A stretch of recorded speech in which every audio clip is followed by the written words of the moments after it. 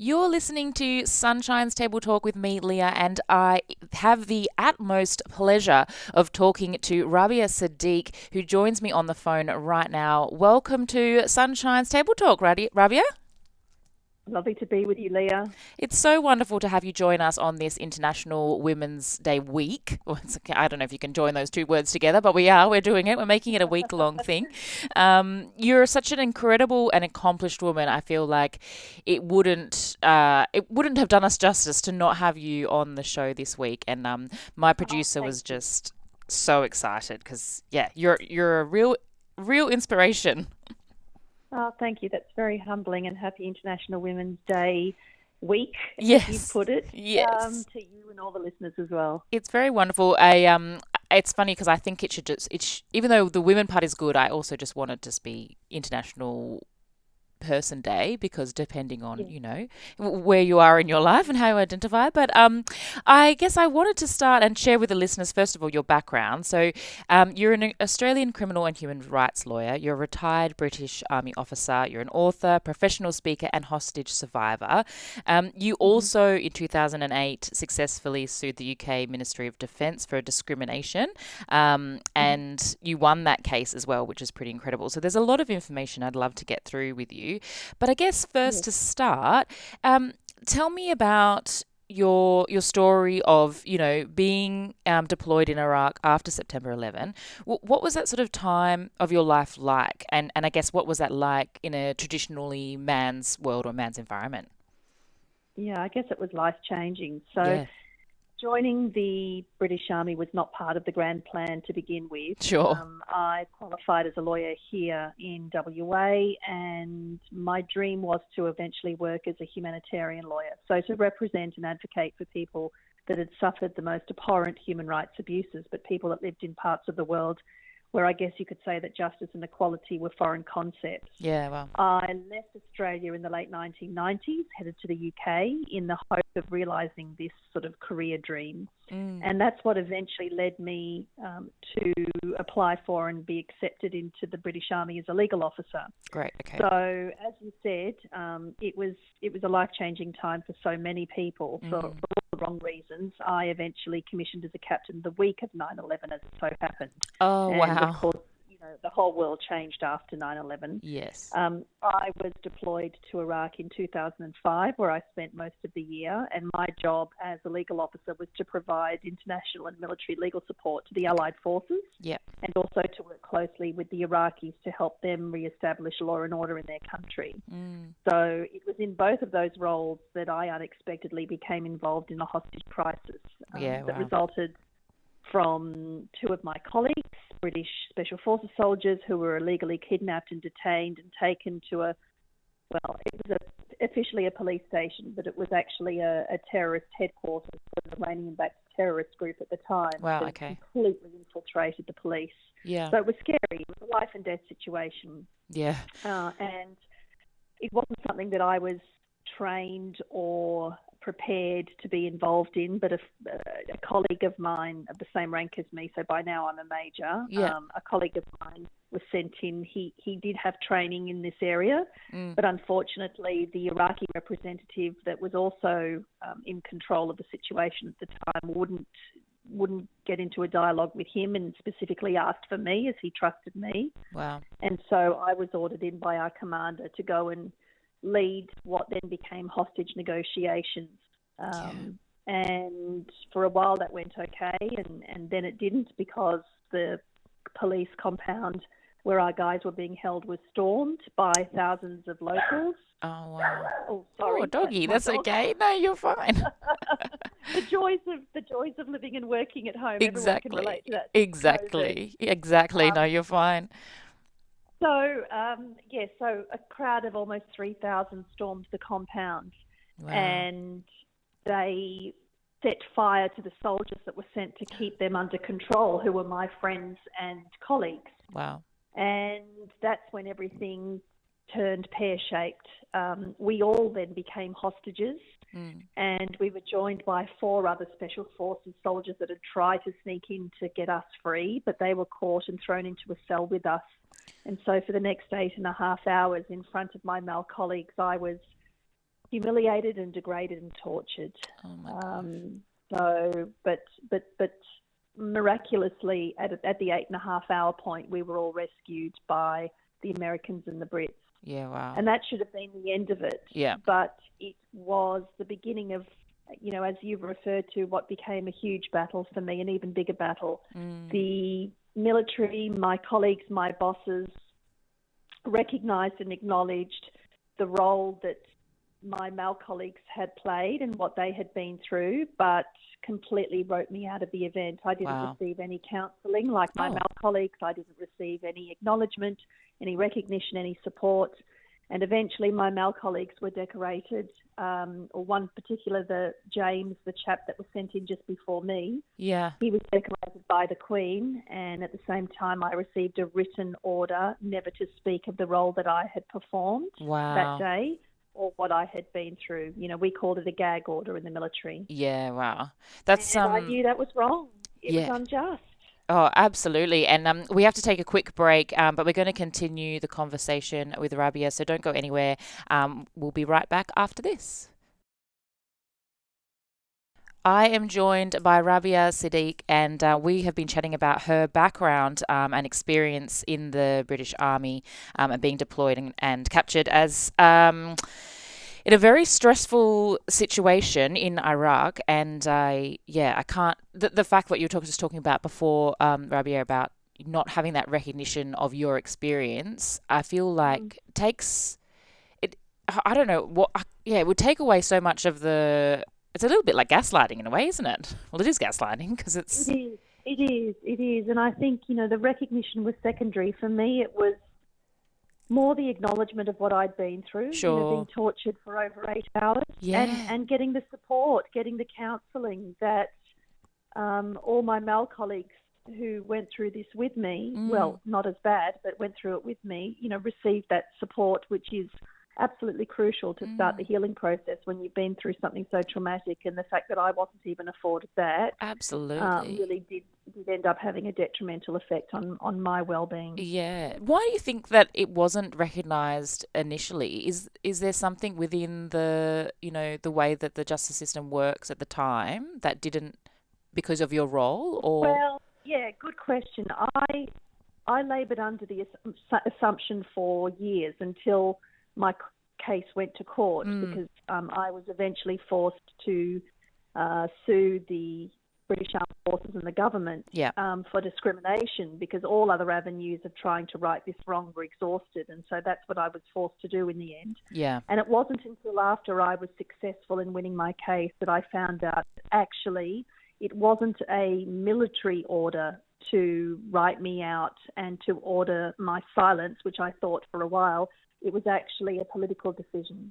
Wow. So the day that this was occurring, what happened was the then Prime Minister, Tony Blair, had an emergency meeting with his cabinet, and it was decided on that day that it must never come out in public that I was sent in to lead this negotiation. I was seen at the time as the embodiment of a lot of political hot potatoes. Oh. Female, someone with a Muslim background. Yeah. Foreign.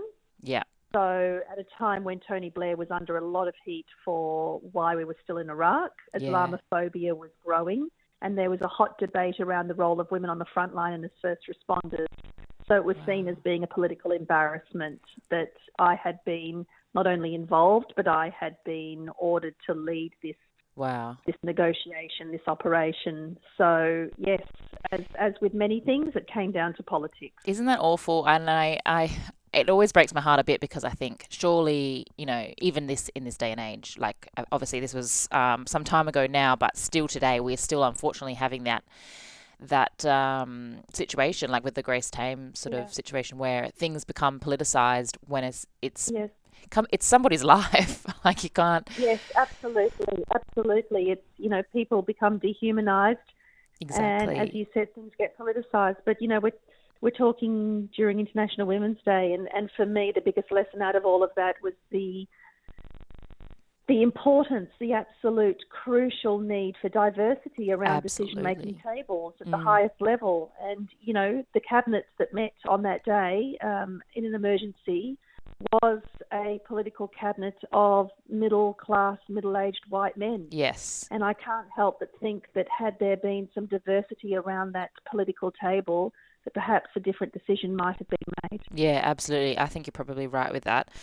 Since that time and since your winning of that case, what sort of been have you seen the changes? Has there been how have you seen diversity increase in your fields? Like, what's the sort of Yeah. gap between where you would like us to be and that growth and improvement maybe that we've already seen in that time? Yeah, well, that's a good question, and it's a hard one to answer in a short period of time. Yeah. But what I can say and what I have learned from my life and my experiences is that we all have the capacity to create positive change. Yeah, great. After my case, the floodgates opened and there were many discrimination cases that followed, and that led to some fundamental changes in the way that women and ethnic minorities and transsexual and homosexual people were treated in the armed forces and eventually in the public sector. I've seen that also here in Australia since coming back home over 10 years ago. Look, I think there has, and a lot of people will say this, we stand on the shoulders of brave women and men who have put themselves on the line to create positive change. There has been a lot of change. Yeah. There is more diversity and inclusion. We are heading towards increased equality, but of course there is a huge gap still, and there is still so much work to be done. And I think it comes down to culture, it comes down to politics, and it comes down to having the will. Yeah. Because we know that we are stronger when we are all together and inclusive, and organisations and communities are more sustainable, are healthier when everyone has a seat at the table. So, I work very hard. I'm not just a lawyer anymore. I work very much in the space of values-based leadership and resilience and diversity. And I've seen sectors and professions and organisations make big strides towards equity, but there is still, as we know, so much work to be done. And, I think COVID has really shone a light on the gaps and the disparities absolutely across the world. And I want to talk human rights, gender rights have been exactly. There's been a lot undermined. Yeah, it's gone backwards. Yeah, no, absolutely. And I want to talk to you more specifically about the International Women's Day theme this year, Embrace Equity, and we're going to do that with Rabia right after this. It is International Women's Day this week on Wednesday, but we're doing a whole week of International Women's things. And I have been speaking with Rabia Siddique, and we're talking about her amazing and incredible story. And she does have a couple of books out as well. So if you want to find out more, you should definitely Google her because she's wonderful. And yeah, you've got there's a lot of information in your books about your story, isn't there, Rabia?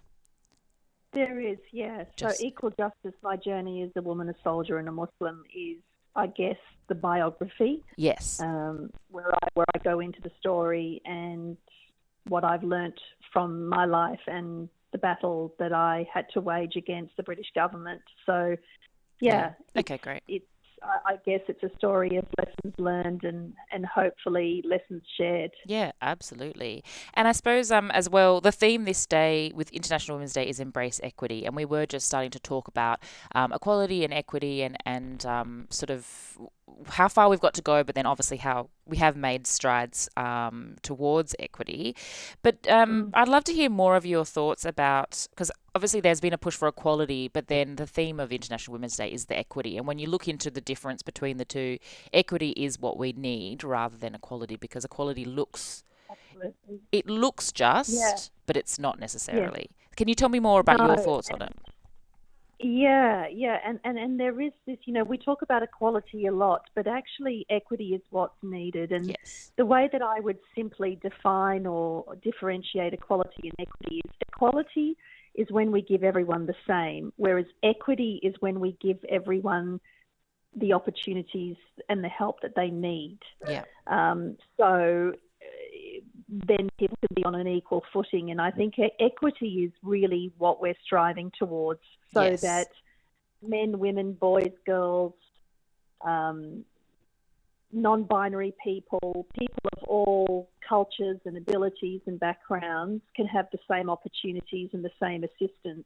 to Absolutely. achieve, to live how they want, to work where they want, to love who they want. Yeah. I think that's what it comes down to. And really, we're talking about people's basic human rights. Yes, exactly. It's so important, and I think I mean, I always like to see what the International Women's Day themes are each year because they have definitely been they're always good, obviously. But this year Mm. was one I think I really resonate with, and I think a lot of women will as well because I felt like the equality piece it just doesn't like you kind of like you're grateful and you get it, but it doesn't quite cut it because I think Yeah. one of the wonderful things about being a woman as well is our general tendency to be very empathetic, and we can see beyond. Okay, it's not just women; it's it is other minorities, it is people in the queer community, it is people of color, it is, and by helping one minority, we can help others and sort of encourage and I suppose lift everybody up in the way that is equitable to them.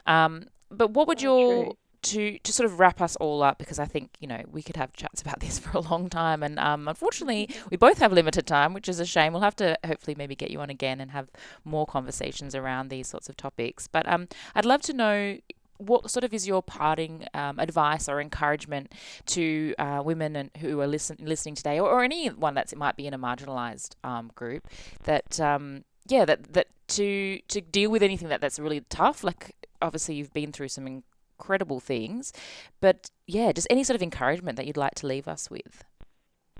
Sure. Well, I was very fortunate to be involved in an international exhibition at the British Museum, and it's now come to the National Museum in Canberra, and it's all focusing on feminine power. Wonderful. And I learnt so much by being involved in that exhibition. And I think one of the things that I would like to share with people is we all have the masculine and feminine within us. Yes. And the wonderful thing about feminine power that we can all embrace, whatever your gender identity is, as you referred to before, this incredible capacity to love, to empathise, to show compassion and kindness. Yes. And to withstand great adversity. Yeah. The grit and the resilience that comes from feminine power within us all. And I think if we can embrace that and remember that we all have the capacity to create ripples of change, and it takes one ripple, and we know that when ripples come together, they create waves of change. Yeah. And that's how I think we could approach this theme this year of embracing equity. We all have a role to play. We all have a sphere of influence, however small or large. It starts in our homes, in our workplaces, in our communities. And, this day, this week, like every week, if we could just do something small to further equity for our marginalised communities, for our underrepresented communities, and for those that are voiceless and powerless, then when we all come together, those efforts really, I believe, will show marked change in the direction that we need to and start closing this gap that everyone talks about. Yeah, absolutely. I think that's a wonderful message to leave us with. And I know that you often quote Gandhi, be the change that you wish to see. Yeah. And I think that's so important because we can all do something, even if it's small. We can all do something. Yeah, That's exactly. Right. That's been my life's mantra, and I'd encourage other people to embrace that as well. Absolutely. And if there's actually a wonderful TED talk that Rabia does, Ripples of Change, on YouTube. So if you did want to hear more of that sort of idea and how we can all do one small thing, definitely check that out because it's, Rabia, you're a wonderful, wonderful speaker, and you've done some incredible work, and no doubt you'll continue to do some incredible work for women and marginalised communities as well. So thank you so much for joining us on Table Talk this morning. It's been a pleasure to talk to you, and we're looking forward to seeing what you do next. Thank you so much, Leah, and happy International Women's Day to everyone once again.